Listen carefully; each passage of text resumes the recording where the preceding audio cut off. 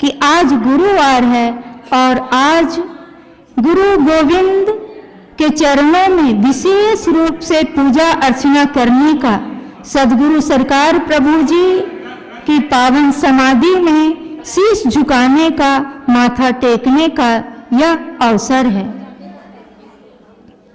आज हम सभी अपने सरकार प्रभु के श्री चरणों में भाव समर्पित करने, गुरु गोविंद का पूजन करने और सद्गुरु के सत्संग का प्रसाद पाने को अपने पावन गुरुद्वारे में पधारे हैं।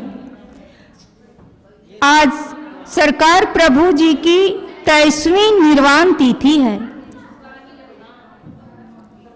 सरकार प्रभु दया, प्रेम और करुणा के प्रतीक, सरकार प्रभु सरलता और सादगी की प्रतिमूर्ति, सरकार प्रभु विरक्ति और त्याग के स्वरूप, सरकार प्रभु ज्ञान और वैराग्य के आधार। जिस प्रकार सूर्य और चंद्र के उदय होने से संसार के सभी प्राणियों को सुख मिलता है, उसी प्रकार संत सद्गुरु के अवतरण, उनके सानिध्य और उनके सत्संग से त्रय तापों से संतप्त मानव को परम सुख की प्राप्ति होती है। इसलिए सद्गुरु कबीर साहब कहते हैं, सतगुरु सम कोई नहीं, सात द्वीप नवखंड, तीन लोक ना पाए, अरु एक ईश ब्रह्मांड। सतगुरु सम कोई नहीं, सात द्वीप नवखंड, तीन लोक ना पाइए, अरु 21 ब्रह्मांड। सात द्वीप, नवखंड, तीन लोक और 21 ब्रह्मांड में भी सद्गुरु के समान अन्य हितैषी कोई नहीं है। बिना विचारे देखने पर यह संसार बहुत सुंदर, रमणीय और आकर्षक प्रतीत होता है। ठीक ही तुलसीदास जी ने कहा है, अनविचार रमणीय महा, संसार भयंकर भारी। किंतु इसकी सुंदरता वैसे ही है जैसे सुंदर सर्प की, जो ऊपर से तो सुंदर शीतल होता है किंतु भीतर भयंकरता और मारकता ही भरी होती है। इसे सुंदर समझकर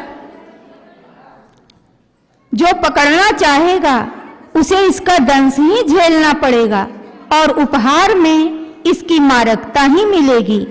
यह संसार दुस्तर समुद्र है जिसमें काम, क्रोध, लोभ, मोह, राग, द्वेष, सुख दुख की उत्ताल तरंगें उठती रहती हैं, जिसमें मानव डूबता उतराता रहता है। इसमें विषय भोग के पंख से भरे हुए तृष्णा रूपी भंवर हैं, जिसमें फंसकर जीव बूढ़े पथिक की भांति बिलबिलाता रहता है। इसलिए इस संसार को भवसागर कहा गया। आदि शंकराचार्य जी कहते हैं, अपार संसार समुद्र मध्य के समज्जतो में शरणम किमस्ति। शिष्य प्रश्न करता है, इस अथाह समुद्र, संसार समुद्र से मुझ डूबते हुए के लिए शरण क्या है? संसार की तुलना उन्होंने समुद्र से की है। संत सूरदास जी भी कहते हैं, अब के माधव मोहि उबारी, मगन हो भव अभ्युनिधि में, कृपा सिंधु मुरारी। हे कृपा सिंधु, मैं भवसागर में डूब रहा हूँ, हे माधव आप मुझे उबार लो। सरकार प्रभु कहा करते, बाबू इस भवसागर को पार करने के लिए यह दुर्लभ मानव तन नौका तुल्य है। यह मनुष्य का शरीर बहुत ही महत्वपूर्ण है। वे कहते, बाबू नर तन सम कवनेउ नहीं देही, जीव चराचर जाचत जेही, बड़े भाग मानुष तन पावा, सुर दुर्लभ सद ग्रंथन गावा।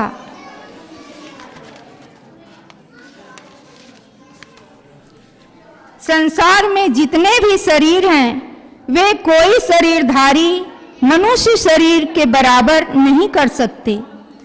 सभी जीव मनुष्य शरीर की याचना करते हैं।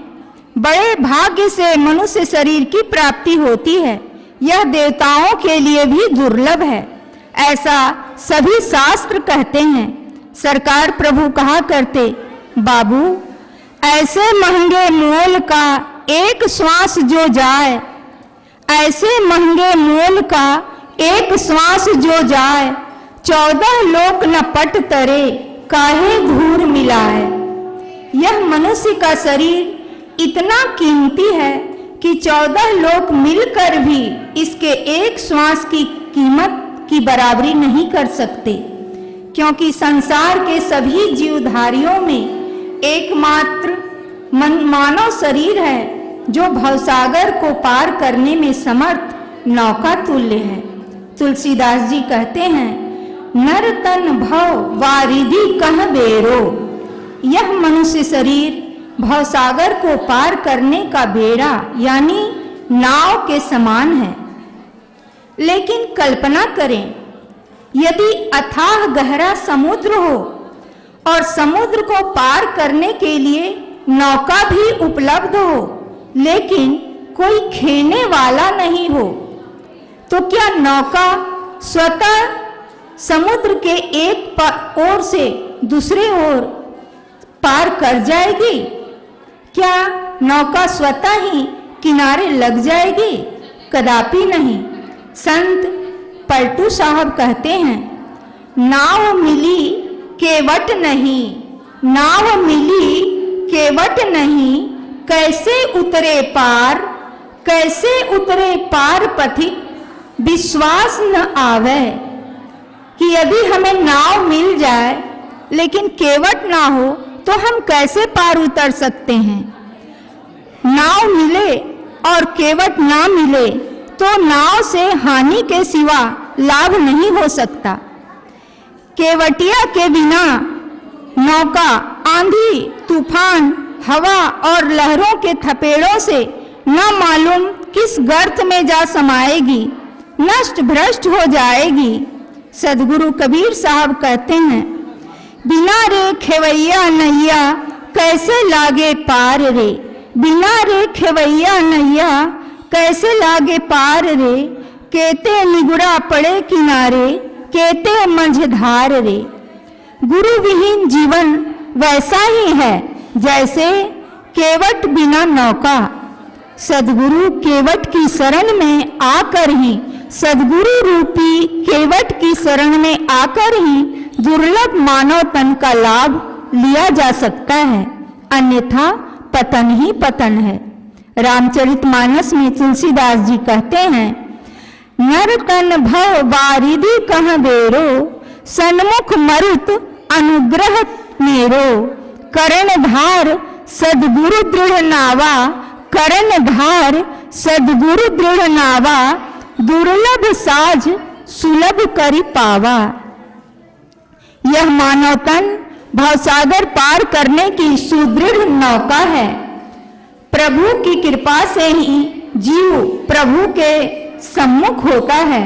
सदगुरु इस नौका को भवसागर से पार करने वाले सुदृढ़ कर्णधार हैं। यह दुर्लभ संयोग आज सहज ही सुलभ हो गया है। योग सिखोपनिषद भी कहती है, कर्णधारम गुरुम प्राप्य तद वाक्यम पलवदृढ़म, अभ्यास वासना सत्या तरंती भवसागरम। अर्थात सदगुरु रूप कर्णधार केवट को पाकर, उनके उपदेशों के दृढ़ पतवार को पाकर, उसे जीवन में अभ्यास करने की वासना की शक्ति से भवसागर को लोग पार कर पाते हैं। जब संसार की वासना होती है तो लोग भवसागर में डूबते हैं, और जब सद्गुरु के उपदेशों को आत्मसात करने की, उस पर जीवन को ढालने की वासना जगती है तो जीव भवसागर से पार हो जाता है। सदगुरु कबीर साहब तो एक ही साखी में सारी बातों को समेटते हुए कहते हैं, गुरुदेव के भेद को जीव जाने नहीं, जीव तो अपनी बुद्धि की ठाने। गुरुदेव तो जीव को काढ़ी भव सिंधु से, फेर ले सुख के सिंधु में आने।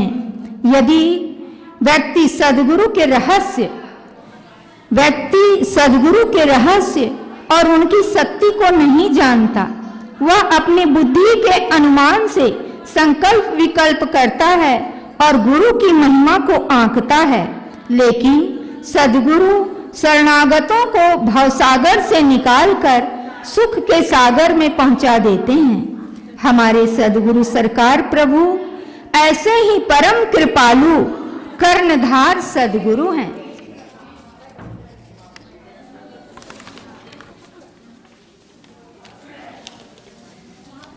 हमारे सरकार प्रभु हैं खेवनहार, हमारे सरकार प्रभु हैं खेवनहार, अभय दान सबन को देते, करते भवजल पार। हमारी सदगुरु माँ है खेवनहार, हमारी सदगुरु माँ है खेवनहार, अभय दान सबन को देते, करते भवजल पार। हमारे सरकार प्रभु हैं खेवनहार। भक्त अभक्त जो चली आवे, एक ही दृष्टि निहार, देते ज्ञान भक्ति पुनि देते, युक्ति बतावन हार। ज्ञान स्वरूप विवेक प्रभु हैं, लिप्त नहीं संसार, कर्णधार हैं सदगुरु माँ मेरे, नमो नमो लख बार। कर्णधार सरकार प्रभु हैं, नमो नमो लख बार। हमारे सदगुरु हैं खेवनहार। सरकार प्रभु डंके की चोट से कहा करते, बाबू मैं किताबी बात नहीं कहता, मैं अनुभव की बात कहता हूं और अनुभव की युक्ति को प्रैक्टिकल करके दिखलाता हूं। जिसे सीखना है सीख लो, फिर यह अवसर बार बार नहीं आने वाला।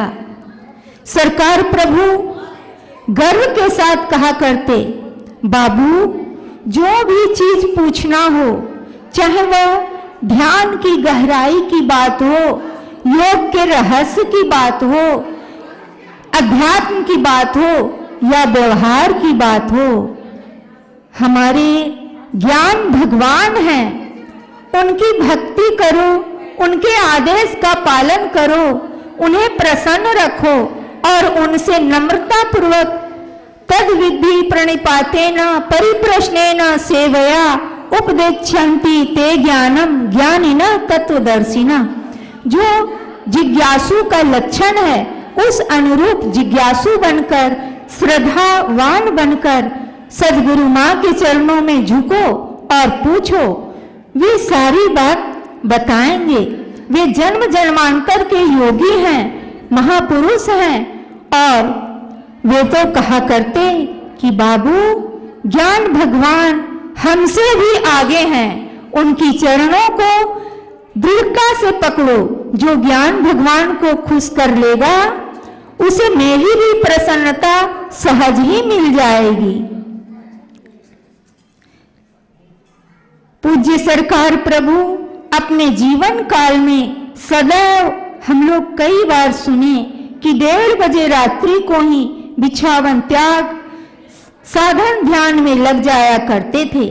सिद्ध संत होकर भी उन्होंने कभी साधन नहीं छोड़ा।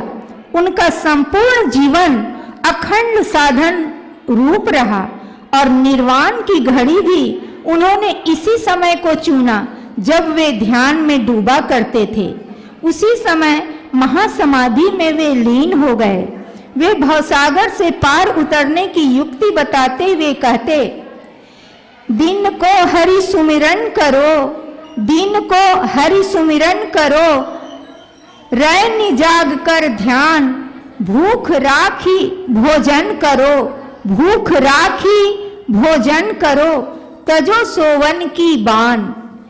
जो भजन ध्यान से विशेष लाभ उठाना चाहते हो, तो व्यवहार के कार्यों को करते हुए भी प्रभु का सुमिरन करते रहो और रात्रि में जाग कर यानी होश पूर्वक। यहाँ जागने का तात्पर्य यह नहीं कि अब हम रात्रि भर जागते ही रहें। जागने का तात्पर्य है कि हम सोने से पूर्व, सद्गुरु माँ ने ज्ञान सूत्र में भी बतलाया और उपदेश में भी हम सबों को बतलाए हैं कि यदि हम अपने भाग्य को संवारना चाहते हैं, यदि हम अपने लोक और परलोक को उन्नत बनाना चाहते हैं, तो हम अपने 4 चीज को संवार लें। एक सोने को, एक जागने को, एक भजन को और एक संग को। सोने को, जब यहाँ पर जो बात आ रही है उसी प्रसंग के बारे में मैं बता रही हूं कि सोने के समय यदि हम अपने दिन भर के क्रियाकलापों को मनन करें कि दिन भर में हमने क्या क्या किया और उस करने में हमने क्या सही किया और हमसे क्या गलती हुई, उस गलती के प्रायश्चित पश्चाताप के साथ जो अच्छे काम किए उसको मनन करते हुए और सद्गुरु के चरणों में शीश झुकाते हुए, उनके ध्यान को अपने हृदय में संजोते हुए, उनके आदेशों का चिंतन करते हुए यदि हम नींद में जाते हैं तो हम सद्गुरु के ज्ञान को जब तक हम जागते हैं उस समय तक हमारे अंतस में वह रचता बसता रहता है और जब हम सुबह जागते हैं तो रात्रि में चिंतन किया गया वह ध्यान, वह ज्ञान, सद्गुरु की छवि सुबह उठते के साथ अनायास ही हमारे अंतस में प्रकट हो जाती है। तो यहाँ कह रहे हैं सद्गुरु कि रैनी जाग कर ध्यान, कि प्रभु का सुमिरन करते रहो और रात्रि में जाग कर यानी होश पूर्वक, सतर्कता पूर्वक ध्यान करो। अज्ञान की नींद में सोने की आदत छोड़ दो। और इसके लिए साधन कैसे करोगे? तो भूख राखी भोजन करो, अल्पाहार करो। थोड़ी भूख रह जाए तभी भोजन करना बंद कर दो, तब साधन और ध्यान हो सकेगा। अगर यह कठिन लगे कि दिन में काम काज करेंगे और रात में कम ही खाएंगे, सोएंगे नहीं, तो काम कैसे चलेगा? तो सरकार प्रभु मध्यम मार्ग बतलाते हुए कहते थे, इसे इस प्रकार कहा जा सकता है, 4 पहर नहीं जाग सके, 4 पहर नहीं जाग सके, आधी रात सुजाग, ध्यान करो जप ही करो, भजन करन को लाग। 4 पहर नहीं जाग सके, आधी रात सो जाग, ध्यान करो जप ही करो, भजन करन को लाग। जो नहीं श्रद्धा 2 पहर, पिछले पहरे चेत, उठ बैठो रहना रहो, प्रभु सो लानो हेत। 4 पहर अगर होश पूर्वक ध्यान कर सको, ना कर सको, यदि 4 पहर होश पूर्वक ध्यान ना कर सको तो आधी रात से साधन में लग जाओ। ध्यान करो या जप ही करो या भजन करो। भजन करो का तात्पर्य है यहाँ सुमिरन करना, ध्यान करना, स्मरण करना। भजन करने का तात्पर्य यह नहीं कि अब हम आधी रात को जागें और जोर जोर से हम चिल्ला चिल्ला के भजन गाने लगें या सुमिरन करने लगें, ऐसा ना करें। और यदि आधी रात से भी संभव ना हो तो पिछले पहर यानी ब्रह्म मुहूर्त में चेत जाओ और उठकर प्रभु सुमिरन ध्यान में जुट जाओ, तो सहज ही भवसागर से पार हो जाओगे। हम सभी धन्य भागी हैं जो हम सबों को ऐसे सरकार प्रभु मिले जो स्वयं कर्णधार तो थे ही, आज भी हैं और आगे भी रहेंगे, क्योंकि सद्गुरु सत्ता सदैव ही शाश्वत होती है। साथ ही उन्होंने हम सबों को सद्गुरु माँ का अनमोल उपहार जो दिया है, और साथ में श्री कबीर ज्ञान मंदिर का यह विशाल जहाज भी। कर्णधार सद्गुरु माँ के इस विशाल जहाज में बैठ निश्चय ही हम अपने गंतव्य की यात्रा को सहजता से पूर्ण कर सकेंगे। केवल आवश्यकता है उनके चरणों में श्रद्धा भाव पूर्वक जुड़ने की, झुकने की और उनके बताए दिखाए मार्ग पर चलने की, उनकी अंगुली पकड़कर उनके पीछे होने की। प्रेम से बोलिए सद्गुरु सरकार प्रभु जी की। प्रेम से बोलिए सद्गुरु सरकार प्रभु जी की। परम करुणामयी सद्गुरु माँ की। परम करुणामयी सद्गुरु माँ की। गुरु गोविंद धाम की। गुरु गोविंद भगवान की। गोविंद दो खड़े काके लागू पाए, बलिहारी गुरु आपने जिन गोविंद दियो बताए। गुरु के सुमिरन मात्र से नासत विघ्न अनंत, तासे सर्वारंभ में ध्यावत है संत।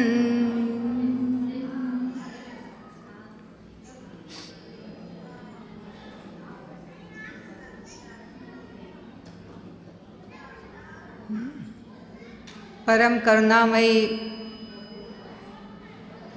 परम दयालु, कृपालु सद्गुरु माँ के चरण कमलों में बारंबार बंदगी।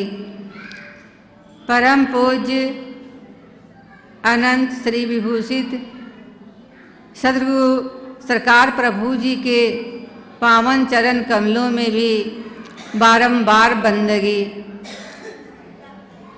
यहाँ आगत संत महात्माओं को भी मेरा सादर साहब बंदगी।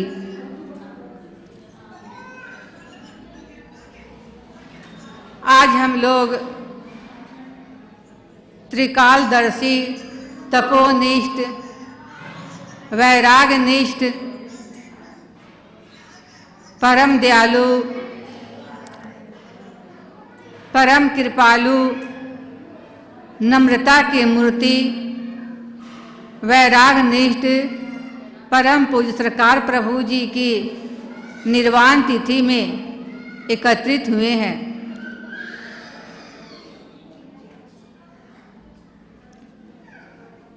आज हम लोग उनकी समाधि की पूजा कर उनकी विशेष कृपा को हम लोगों ने प्राप्त किया। हम लोग कल से ही परम पूज्य सरकार प्रभु जी के परम गुणानुवाद का पर चर्चा कर अपनी श्रद्धा को व्यक्त कर रहे हैं और उनकी याद से, उनके स्मरण से अपने हृदय को भी भर रहे हैं। एक बार सद्गुरु माँ बतलाने की कृपा किए कि जब सरकार प्रभु का अभी विशेष दिन है और वे विशेष रूप से आश्रम में आते हैं, या हम लोग सद्गुरु माँ के महीनों के क्रियाकलाप से देख रहे हैं। सद्गुरु माँ का कहना कि इस समय जैसे हम लोग के घर में कोई आते हैं, कोई विशेष लोग आते हैं, तो हम लोग घर को पूरा साफ सुथरा करते हैं, सजाते हैं। वैसे ही सद्गुरु माँ के हृदय में भी कि परमात्मा लोक से सरकार प्रभु इस समय आते हैं, तो पूरे आश्रम परिसर की कैसे साफ सफाई हो, एक एक चीज पर सद्गुरु माँ का ध्यान महीनों से लगा हुआ है। और वे पूरे, चूँकि अभी आश्रम परिसर में बहुत सारे कार्य भी हो रहे हैं, जिसके कारण गंदगी भी जाती है, बहुत ज़्यादा हो रही है। फिर भी सद्गुरु माँ दिन रात करके सभी जगह साफ सफाई, फुलवारी की विशेष साज सज्जा पर ध्यान दे रहे हैं और उनका घोर परिश्रम देखकर लोग दांतों तले अंगुली भी दबा लेते हैं।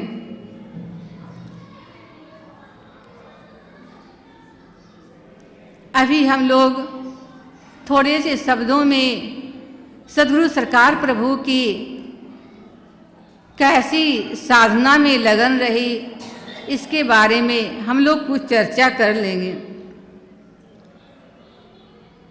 गुरु माँ कहते हैं कि इस समय सरकार प्रभु आते हैं तो हमारे हर क्रियाकलाप को देखते हैं, हमारे विचारों को भी वे जानते हैं और हमारे और भी जो मन स्थिति कैसी है इसके बारे में भी सरकार प्रभु सभी जानते हैं।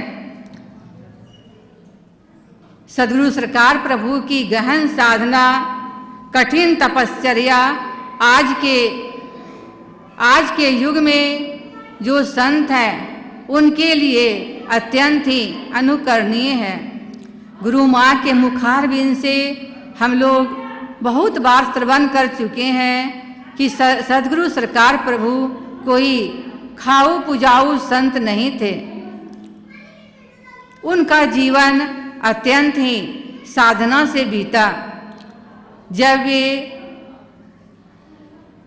कम उम्र के थे और गुरु के शरणागत में थे, उस समय भी वे कठिन साधना में अपना जीवन व्यतीत कर रहे थे। बहुत ही अल्प भोजन लेते और साधना करते। धीरे धीरे उनका शरीर, सद्गुरु सरकार प्रभु का शरीर कृशकाय होने लगा। चूँकि सद्गुरु सरकार प्रभु के गुरुदेव सरकार प्रभु को बहुत ही मानते थे, बहुत ही प्रेम करते थे। सद्गुरु सरकार प्रभु के कृशकाय शरीर को जब वे देखते तब वे बहुत ही दुखी हो जाते थे। तो कुछ दिन के लिए सद्गुरु सरकार प्रभु अपनी साधना को स्थगित कर दिए, पर सरकार प्रभु लगन के पक्के थे। उन्हें लगा कि गुरुदेव को दुख होता है, तो वे कुछ दिनों के लिए बाहर जाकर कठिन साधना में प्रवृत्त हुए, क्योंकि जो लक्ष्य उन्हें प्राप्त करना था उसमें वे आगे बढ़ते जा रहे थे। उनके मार्ग में चाहे कितनी भी प्रतिकूल परिस्थितियां आती, वे सारी परिस्थितियों को धराशायी कर देते। हम लोग सद्गुरु माँ के मुखारबिंद से भी श्रवण किए हैं कि सद्गुरु सरकार प्रभु बहुत दिनों तक गुजरात में निवास किए हैं। वहाँ पर वे दिन भर मौन रहते, जंगलों में जाकर गहन साधना में डूबते और एक बार शाम को आते और सत्संग के द्वारा, उपदेश के द्वारा जो गुजरात वासी थे उनको वे लाभान्वित करते, उन्हें मार्गदर्शन देते और दिशा निर्देशन देते और दिन भर गहन साधना में, रात्रि को भी गहन साधना में डूबे रहते। हम लोग कल परमानंद साहब जी, परम पूज्य परमानंद साहब जी के द्वारा भी हम लोगों ने कल श्रवण किया कि वे गुजरात के सूरत, अहमदाबाद, बड़ौदा इत्यादि बड़े बड़े शहरों में जहाँ कहीं भी कबीर आश्रम हो अथवा कोई मंदिर हो तो वहाँ पर सद्गुरु सरकार प्रभु का उपदेश अनवरत चलता और इससे गुजरात वासी लोग भी काफ़ी लाभ उठाए। जब उधर से सरकार प्रभु गुजरात से आए तो कुछ दिनों तक वे सुरारी ग्राम में भी निवास किए। वहाँ पर भी सद्गुरु सरकार प्रभु की साधना, कठिन साधना अनवरत चलती रही। वहाँ पर उनका आश्रम जो कुटिया थी वह बहुत ही एकांत स्थान में खेतों के बीच निर्जन कोलाहल से दूर स्थान में था और रात्रि को वे वहाँ से थोड़ी दूर में नदी के पार शमशान घाट था। वहाँ पर जाकर सद्गुरु सरकार प्रभु अपनी साधना को रात्रि में करते और कभी कभी जब हम लोग सद्गुरु सरकार प्रभु संध्या के पाठ में आते थे तो वे बतलाते कि किस किस तरह से कभी कोई माया आकर, कभी डरावने रूप धारण कर, कभी कुछ का रूप धारण कर आती और साधना में विघ्न डालने का प्रयास करती। पर सद्गुरु सरकार प्रभु लगन के पक्के थे। उन्हें इन चीज़ों से कुछ भी डर नहीं और कुछ भी भय नहीं और न कोई सुखद दृश्य आता तो उसमें न उनका मन ही जाता। वे अपने लक्ष्य की ओर बस परमात्मा को कैसे प्राप्त करना है, इस ओर ही मोक्ष को कैसे प्राप्त करना है, इस ओर सद्गुरु सरकार प्रभु लक्ष्य में स्थित रहते।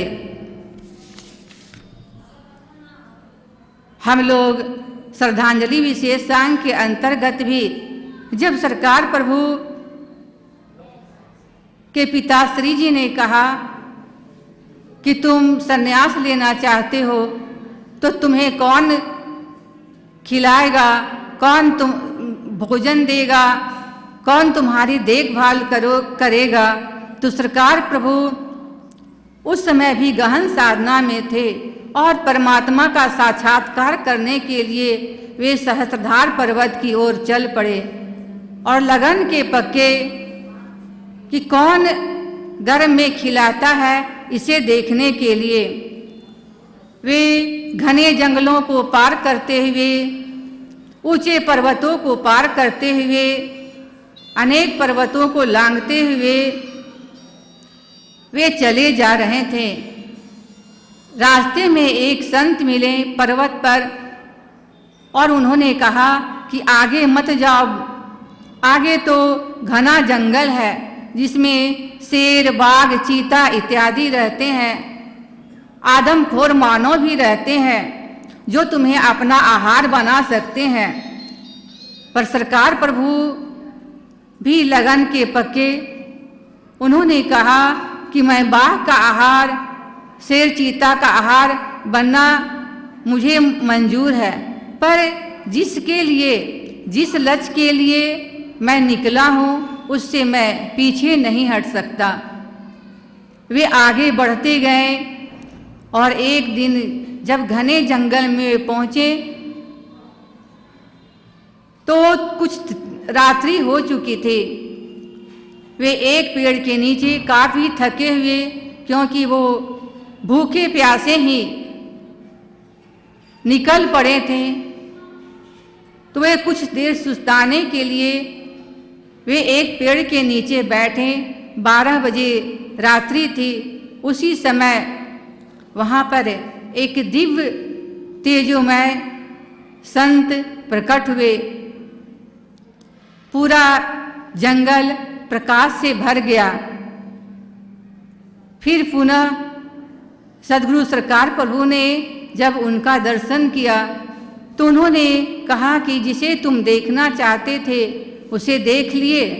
सरकार प्रभु बहुत ही भाव विभोर हुए उनका दर्शन कर, जो साक्षात परमात्मा ही संत के रूप में आए थे, और उन्होंने कहा कि जाओ, तुम बहुत भूखे हो, वहाँ उस पेड़ के नीचे भोजन रखा हुआ है, उस भोजन को कर लो। सद्गुरु सरकार प्रभु उस प्रसाद को पाए, अत्यंत भाव विभोर हुए। फिर उन्होंने कहा कि सुबह को जैसे जिस रास्ते से आए हो उस रास्ते से निकल जाना, उधर ही आगे बढ़ जाओ, अब पीछे अब आगे बढ़ने की आवश्यकता नहीं है। तो इस प्रकार से सदगुरु सरकार प्रभु में अपनी साधना के प्रति, परमात्मा दर्शन के प्रति, मोक्ष के प्रति इतना अधिक लगन था कि वो जो चीज चाहते वो उसे पूरा कर लेते। अभी हम लोग गीता बहन के द्वारा भी सुने और बहुत पहले भी श्रवण कर चुके हैं। भले ही एक ही बात को हम लोग बहुत लोगों के मुखारबिंद से श्रवण करें, बहुत बार श्रवण करें, पर जो गुण है जिसे हम लोग विस्मृत कर जाते हैं, जिसे भूल जाते हैं, उसे अगर हम लोग बार बार पुनः पुनः स्मरण करते हैं तो उनके जो गुण हैं वो हमारे हृदय में वह बार बार टंकन होता है। और एक बार ऐसा समय आएगा कि जब हम लोग उनके गुणों को, एक ही गुणों को बार बार रिपीट करते हैं, जैसे कि अगर एक कांटी से अगर हम लोग किसी स्थान में छेद करना चाहते हैं तो बार बार हथौड़ी मारते हैं तो वह कांटी धंस जाता है। उसी प्रकार से जब बार बार हम लोग सद्गुरु के गुणों को याद करते हैं तो वह हमारे हृदय में अंकित होता है और एक दिन हम लोगों में भी ऐसी पात्रता आएगी कि हम भी, हमारे अंदर भी साधना के प्रति, उस परमात्मा को प्राप्त करने के प्रति हमारे हृदय में भी लगन जगेगा। हम लोग सुने कि वे 1:30 बजे रात्रि को ही उठ जाया करते, बीजा का अखंड पाठ करते और फिर गहन साधना में बैठ जाया करते। कभी अगर किसी कारण से रात्रि सोने शयन करने में देर भी हो जाती तो भी सरकार प्रभु अपने समय से ही उठ जाया करते। अभी हम लोग में अगर रात्रि कभी थोड़ी देर हो जाती है तो हम लोग सुबह उठने में देर करते हैं कि वो रात को तो बहुत देर से सोएं, अब आज जल्दी कैसे उठेंगे, निश्चित समय में कैसे उठेंगे, थोड़ा और सो लेते हैं। पर सरकार प्रभु में ऐसी बात नहीं थी। वे अगर किसी कारणवश कहीं गए हों, कुछ कार्यक्रम हो तो देर से भी सोते थे तो भी अपने निश्चित समय में ही उठ जाया करते थे। उनके पास आलस नाम की कोई चीज थी ही नहीं। अगर यह हम लोग साधकों के लिए यह बहुत ही प्रेरणा का स्रोत है कि साधना में कितना अधिक लगन होना चाहिए। अगर कोई व्यक्ति भी हो जो संसारी व्यक्ति हो और उनकी भी उपस्थिति, व्यक्ति विशेष भी उनके साधना में कोई अवरोध उत्पन्न नहीं कर पाता। सद्गुरु सरकार प्रभु हमेशा ही एक पद को कहा करते थे, हाजी हाजी करते रहिए, रहिए अपने ठाम। एक बार की बात कि सद्गुरु माँ ने परम पूज्य सरकार प्रभु से एक प्रश्न किया कि गुरुदेव, जब भी कोई आपके पास आता है और उसे आपसे ऐसा उसे देखकर लगता है कि वह सत्संग सुनने नहीं आया, केवल सांसारिक बातों को ही करने आया है, तो आप उसे कुछ ऐसा हमेशा धान की बात कर देते हैं, धान कैसा हुआ, तो पानी वर्षा कैसी हुई, इस तरह का बात आप क्यों पूछते हैं। तो सद्गुरु सरकार प्रभु ने रहस्यमयी मुस्कान के साथ सद्गुरु माँ को बतलाया कि यह एक रहस्य की बात है। मैं उससे एक बात पूछ लेता हूँ कि हाँ बोलो धान कैसा हुआ, ये इधर उधर की बात, तो वह बहुत देर तक बोलता रहता है, अपनी सांसारिक बातों को चर्चा करता रहता है। तब तक मैं रमरमाने लगता हूँ, मैं साधना में लग जाता हूँ। फिर उसकी बात समाप्त हो जाती है तो फिर मैं कोई दूसरी चर्चा कर लेता हूँ, तो फिर मुझे रमरमाने का अवसर मिल जाता है। क्योंकि सरकार प्रभु ये हमेशा ही कहते थे, चरखवा चालू रहे निस्दिन टूटे न तार।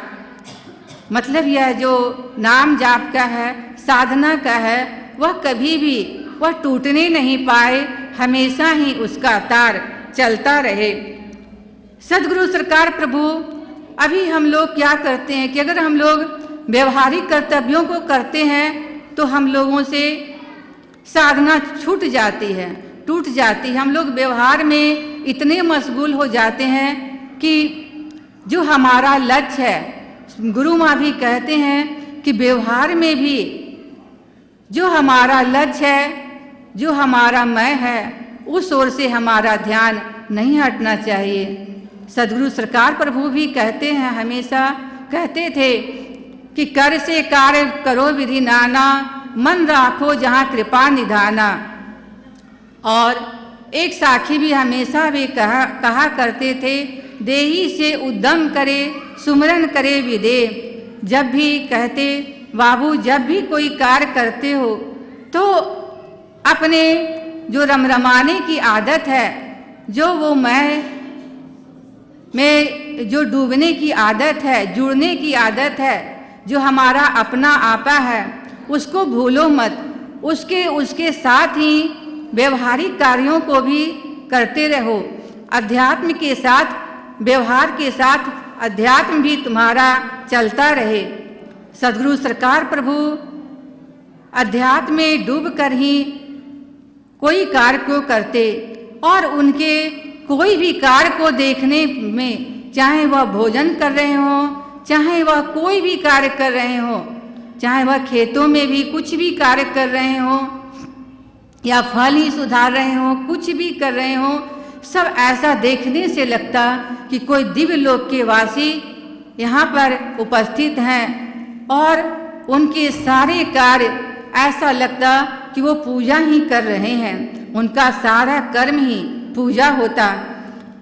जब सरकार प्रभु आश्रम में रहते थे तो कबीर विवेक मंदिर सामने में है, वहाँ एक पेड़ था, और वहाँ पर वे एक मचान बनवा कर रखे थे, और कुछ घंटों के लिए वे वहाँ पर जाते और उस एकांत पेड़ के नीचे मचान में बैठकर साधना में लीन रहते। गहरी साधना में वे डूब जाते। फिर कुछ घंटों के बाद पुनः आश्रम आते। वे चलते हुए, टहलते हुए, हर कार्य करते हुए उनकी साधना अनवरत चलती रहती।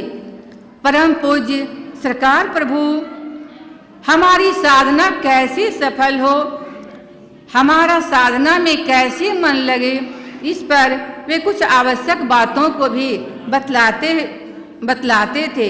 वे कहते कि बाबू, साधना में तभी मन लगेगा जब हमारे पास संयम हो, क्योंकि संयम साधना की नींव है। और वे एक ही बात में सारी बात को, एक साखी में वे सारी बात को कह देते थे। कबीर हरि भजन में ये पांचों न सुहाग, विषय भोग निद्रा हंसी, जगत प्रीति बहुवाद। 5 बात को वे कहते कि अगर इन पांचों को तुम साध लो तो निश्चय ही साधना में मन लगेगा। विषय भोग, विषयों का आकर्षण, जो गुरु माँ भी हम लोगों को हमेशा ही बतलाते रहते हैं कि किस प्रकार से 5 विषय हम लोगों को आकर्षित करते रहते हैं, और हम उस विषय में रस लेते हैं, जिसके कारण से हमारी साधना टूट जाती है और हमें साधना में मन नहीं लगता। निद्रा, अगर हम समय पर नहीं उठें और हम चाहें कि हम साधन अभ्यास करें तो हमारी साधना सफल नहीं हो सकती है, क्योंकि गुरु माँ भी कहते हैं कि ब्रह्म मुहूर्त से पहले जो भी साधना किया जाता है, ब्रह्म मुहूर्त में जो साधना किया जाता है, वह दिन भर भी हम साधन करें तो उतना हम लाभ नहीं ले पाएंगे जितना कि ब्रह्म मुहूर्त का साधन है। निद्रा, हंसी, जहाँ पर कहीं भी हंसी मजाक का वातावरण हो, वहाँ पर हम 10 मिनट, 15 मिनट, 20 मिनट, घंटे, 2 घंटे रह कर देख लेंगे तो पाएंगे कि हमारे मन में चंचलता आ जाती है। और जब हम साधना में बैठेंगे तो जो हंसी मजाक का वातावरण था या जो कुछ फुहड़पना था, वह हमारे दिमाग में घूमते रहेगा और हमारी साधना खंडित होते रहेगी। जगत प्रीति, अगर सांसारिक विषयों में, सांसारिक चीज़ों में या सांसारिक परिवार में या अन्य कुछ भी हो, उसमें अगर हमारी बहुत प्रीति है, अगर हम बहुत रस लेते हैं तो भी हमारी साधना नहीं सज सकती। और बहुबार अगर हम में बहुत ज़्यादा बोलते हो, बहुत ज़्यादा इधर उधर की चर्चा करते हो तो भी साधना हमारी नहीं सज सकती। क्योंकि गुरु माँ भी बोलते हैं, सरकार प्रभु भी बोलते हैं कि अगर हम बहुत ज़्यादा बातचीत करें, हम बहुत ज़्यादा बोलें तो हमारी बहुत सारी ऊर्जा बोलने में ही चली जाती है। ऐसे भी अगर हम लोग अनुभव करेंगे कि अगर कोई हम बहुत साधना किए, बहुत जाप किए या ध्यान किए, उसके बाद अगर बहुत ज़्यादा बोल दिए या कुछ सांसारिक चर्चा कर लिए तो ऐसा लगेगा कि जो साधन हमने किया, जो हमारे पास खुमारी थी, वह खुमारी हमारी कम हो गई। तो अगर हमें बहुत बोलने की आदत है अथवा बहुत ही बकबक करने की आदत है तो भी हमारी साधना में उतना अधिक नहीं सज सकती है।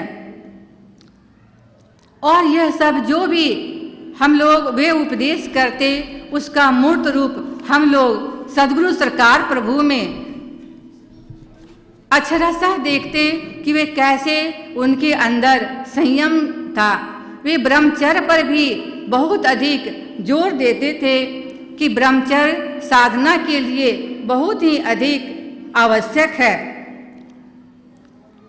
सद्गुरु सरकार प्रभु साधना की सफलता के लिए भोजन पर भी बहुत ही बल देते थे। अभी हम लोगों ने सुना कि किस तरह से भोजन अल्प करना चाहिए, पानी अधिक पीना चाहिए और पेट में थोड़ा भाग खाली रहना चाहिए ताकि भोजन भी ठीक से पचे। और गरिष्ठ भोजन अगर हम कर लेते हैं, बहुत अधिक भोजन कर लेते हैं तो साधना में बैठेंगे तो हमें नींद धर दबोचेगी और हमें साधना में मन नहीं लगेगा। और साथ में सद्गुरु सरकार प्रभु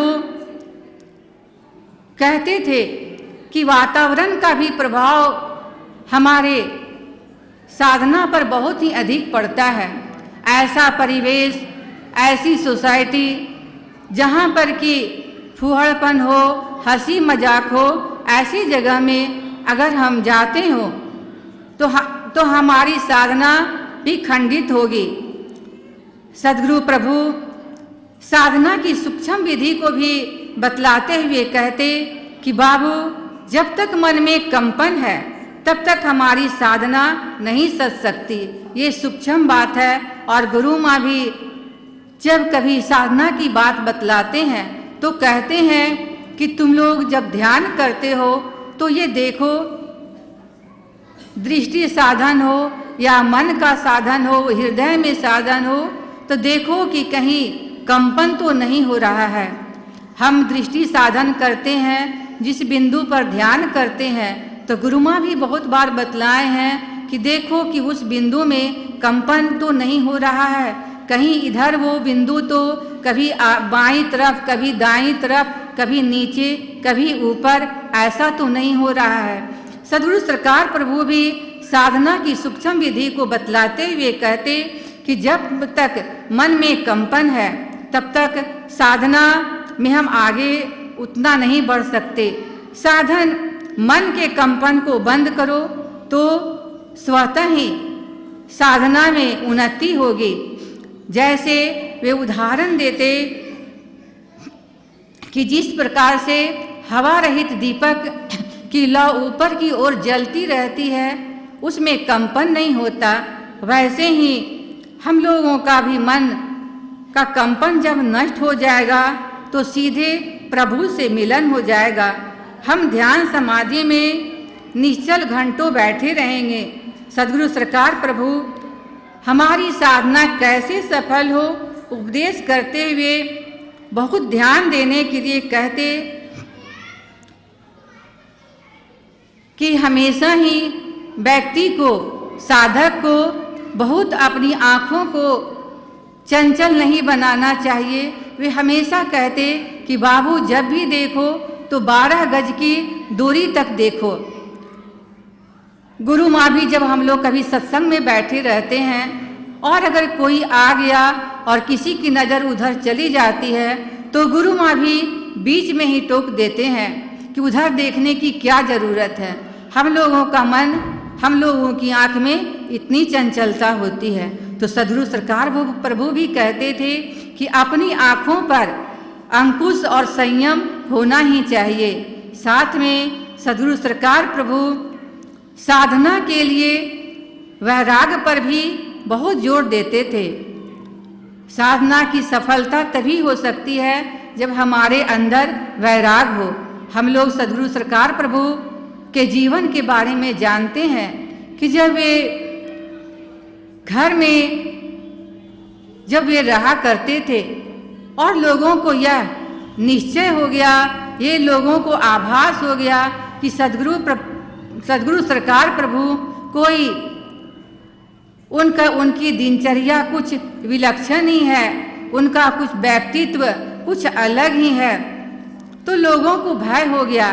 सद्गुरु सरकार प्रभु की माता श्री सरकार प्रभु से बहुत ही विशेष प्रेम करती और उन्हें भय हो गया कि कहीं ये घर छोड़कर नहीं चले जाएं। वे अपने आंचल से इनके हाथ को बांध कर रखा करती थी। पिताजी का भी कठोर अनुशासन था, पर सद्गुरु सरकार प्रभु को ना माँ की ममता और ना पिता का अनुशासन कुछ भी नहीं बांध सका। और वे एक दिन जो उनकी माता श्री अपने आंचल को सरकार प्रभु के हाथ में बांध दिया करती थी, वे धीरे से उसे खोले और माता श्री जी को प्रणाम कर अनजाने डगर की ओर वैराग के पथ पर उस परमात्मा को प्राप्त करने के लिए निकल पड़े। तो इस तरह से सद्गुरु सरकार प्रभु के अंदर चाहे वैराग हो या साधना की बात हो या लगन हो या होश की बात हो, सब कुछ अथवा नम्रता की बात हो, सब कुछ हम लोग सरकार प्रभु में देखते हैं। एक दिन अभी हाल में ही सद्गुरु माँ जब सत्संग कक्ष में आए तो उन्होंने जो भजन गाते हैं उन लोगों को बोला कि तुम लोग सद्गुरु मिले ब्रह्म ज्ञानी इस भजन को गाओ। एक बार गाया गया, फिर गुरु माँ ने कहा तो थोड़ा तेज आवाज में उस भजन को गाओ। उसके बाद कुछ देर के लिए गुरु माँ मौन हो गए और उन्होंने कहा कि अरबों अरबों संत में कभी कभी ही जो सद्गुरु होते हैं, जो ब्रह्म ज्ञानी सद्गुरु होते हैं, इस धरा पर आते हैं और अरबों अरबों में ऐसे एकाग्र संत ही होते हैं। हम लोग बहुत भाग्यशाली हैं कि परम वंदनीय सद्गुरु माँ जो ब्रह्म ज्ञानी संत हैं और सद्गुरु सरकार प्रभु जो ब्रह्म ज्ञानी संत हैं, उनकी शीतल छाया में हम लोगों को आने का सौभाग्य प्राप्त हुआ और हम लोग उनके ज्ञान से अपने जीवन को सफल बना रहे हैं। इतना कहकर मैं अपनी वाणी को यहीं विराम देती हूँ। प्रेम से बोलिए सद्गुरु माँ की जय। परम पूज्य सरकार प्रभु जी की जय। परम पूज्य सरकार प्रभु जी की जय। साहेब बंदगी, साहेब बंदगी, साहेब।